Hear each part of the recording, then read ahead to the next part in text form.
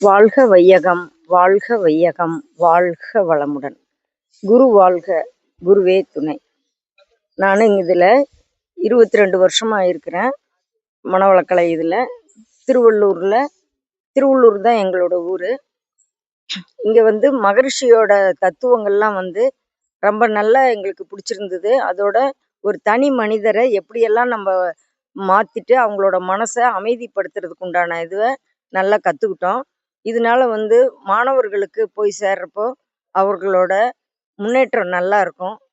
மாணவர்கள் எவ்வளோ அமைதியாகவும் அவங்களோட லைஃப்பில் முன்னேற்றத்திற்கு இந்த மனவளக்கலை ரொம்ப உதவியாக இருக்கும். மகரிஷி அவர்கள் இங்கே தங்கியிருக்கிறது இந்த சுற்று வட்டாரம் ஃபுல்லாகவே அந்த அமைதியை நம்ம உணர முடியுது.